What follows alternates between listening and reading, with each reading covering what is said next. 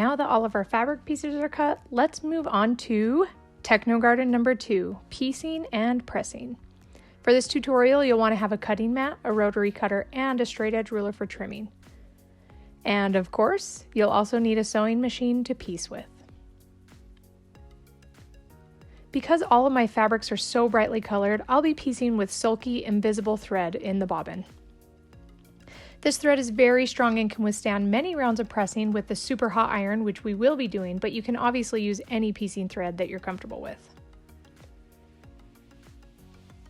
For foundation paper piecing, I actually like using my end foot, which is really for monogramming, but works great because you can center your needle and your printed template for great accuracy.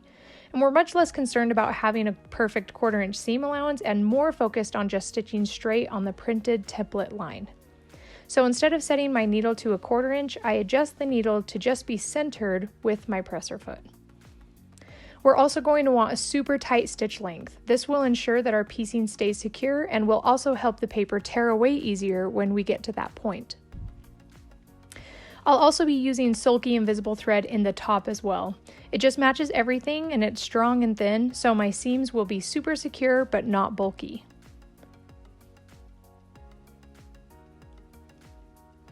For our first block, let's start with a really simple one. This block is number 9 and it only has 2 pieces. With paper piecing, it's always important to remember that the wrong sides go together, meaning that when your template is facing down, the right side of your fabric should be facing up. So let's start lining things up to get ready to piece. We'll get our first piece where the template is marked number 1 and align it, paying especially close attention to the edge of the fabric that extends past the seam line between the 2 pieces. Then we'll flip it over and lay down where the top triangle will go, and then flip that piece, which is number 2, down over number 1 so the right sides of the fabric are together. We can align the edges of our fabric and safely stitch over the line because we know that it extends at least a 1/4 inch past the seam line that is printed on the paper. So once everything is aligned, it can be helpful to pin all 3 layers together. This way things won't shift as you flip it over and take it to your sewing machine to stitch the line down. Now we're going to flip it over so that we can see the printing on our template and sew straight across the seam line between pieces number 1 and number 2.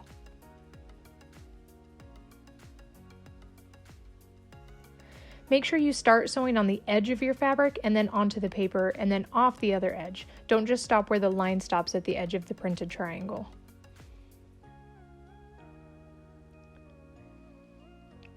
As you can see, we have a nice super straight seam.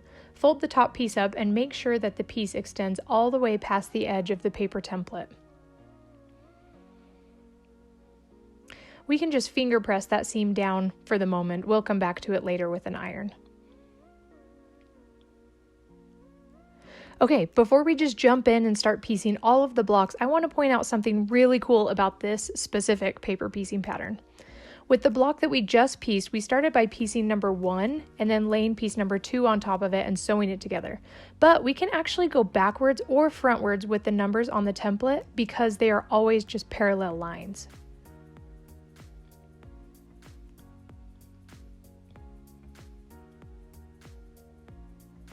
Notice with the first block, the seam allowance is pointing toward the top of the point of the triangle. With the second block, we can place that number 2 piece first and lay piece number 1 on top of that so that this block's seam allowance will be pointing towards the bottom edge of the triangle.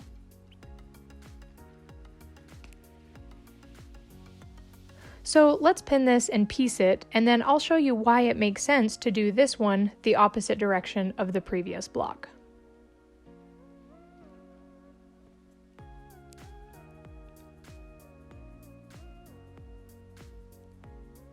Again, before we piece this, we just want to double check that both of our fabric's edges are extending past the seam line. And then we'll go ahead and stitch right along the printed seam line.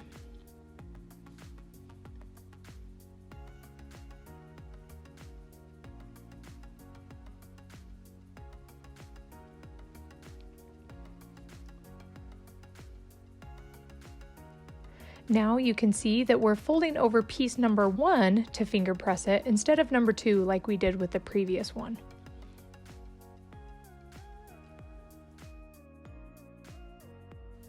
Let's take these two blocks we just pieced to our ironing board, and I can show you why we did one backwards based on the template numbers and one regular.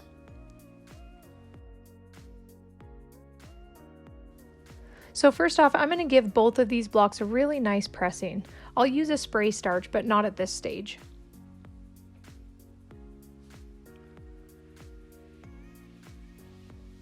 I'm going to quickly trim these two blocks for the sake of this demonstration, but you can just trim all your blocks at the same time when you are completely done piecing every single block. So you can see here that these two triangles make up 1/3 of a full hexagon block.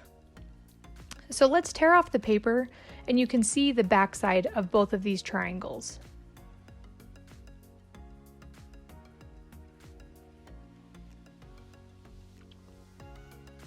So this is the super awesome part about doing every other block in the backwards order based on the numbers on the template. Every other block seam will face the opposite direction, and when you piece them together, drum roll please, the seams will just nest so nicely. Aw yeah.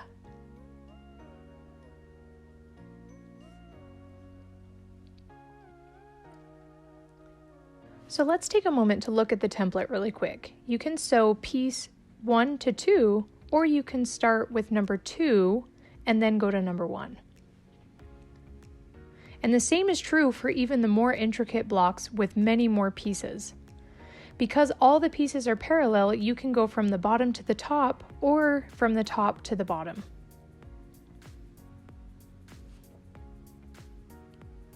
Here's the full hexagon block with the pieces arranged in a way that they will nest together perfectly, so that the block will lay as flat as possible.